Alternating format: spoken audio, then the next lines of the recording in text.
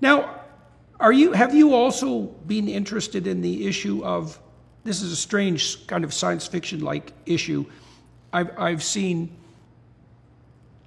descriptions in the pop scientific culture online, I suppose, of the notion of different civilizational types. So is that a notion that you've toyed with to any degree? Yeah, this is probably the Kardashev scaling you're thinking of. So this was Nikolai Kardashev was a Russian Soviet Union physicist, I think in the 60s or 70s, and he wanted to try and come up with a way of classifying different potential civilizations out there. And he argued that the most reasonable way to do this, and many people would disagree with him, I think, but he argued the most reasonable way would be energy usage. And so he calculated that a type 1 civilization, as he defined it, would be one that uses all of the irradiation that hits the planet. So, imagine you cover the whole Earth in solar panels, and there are 100% efficient solar panels, and the energy you collect equals the energy you use. So that would be a type 1 civilization. Now, in practice, you couldn't do it with solar panels, of course. You had nowhere to live, so you'd probably have structures in space to make this really work. But it's the energy usage which really matters. Going to a type 2 is the energy of a star, and a type 3 is the energy of an entire galaxy. So there is interest. I think the reason why we like this is that if it's purely in terms of energy, we think we have a pretty good grasp on thermodynamics, and we think it's fairly immutable that any civilization must operate within the rules of thermodynamics. And so this places some fairly firm observational limits on how often this happens. If there really were civilizations out there that were harvesting all the energy from their star, using it for work, so imagine like your laptop running, it produces still waste heat, and if you actually collected all the waste heat that it radiates, it would be equal to the amount of power that goes in. It has to be an energy balance, conservation of energy, one of the laws of thermodynamics. So we can look at these across the sky and see if there are stars which are essentially invisible in visible light, because all that radiation is being absorbed, but radiating in the kind of waste heat band passes, which would be like infrared heat signatures. And we've been looking for those. Actually, a few weeks ago, there was a couple of 7 candidates that were announced by a group. They were scanning the sky, looking for objects which had these anomalous infrared excesses.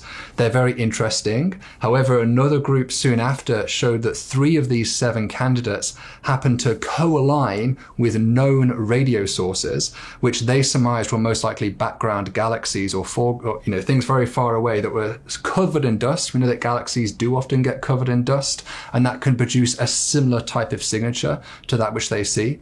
And so they argued that 3 of the 7 are definitely false positives, and in fact when you run the numbers, it's perfectly possible the other 4 are too, we haven't seen the galaxies yet. But the density of these objects, given the number of stars they looked at, looked consistent with them all being false positives. So we don't have any compelling evidence for those objects, but it is nice that it's an observational test we can do. One of my colleagues, Jason Wright, led a survey out of Penn State where they surveyed 100,000 nearby galaxies to see if the entire galaxy had been converted this way.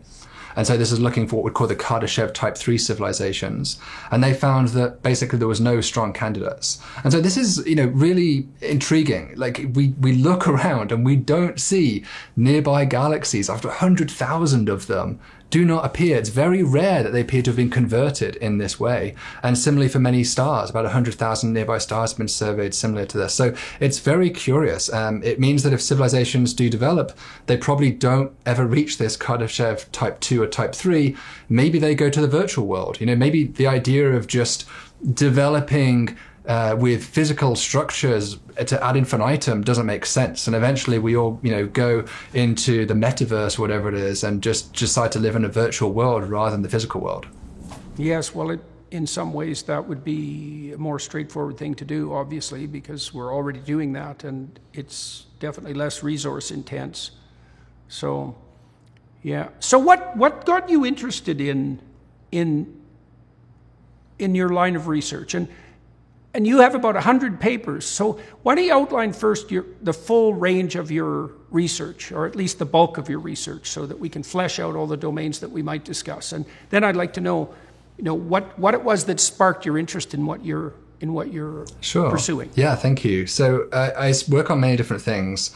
My main area of research is exoplanets. So these are planets orbiting other stars, which we've been talking about thus far. And, you know, that has always been a fascinating topic to me just because it was fairly new. Only in the last 30 years have we been able to make this reach of being able to actually detect these things for the first time.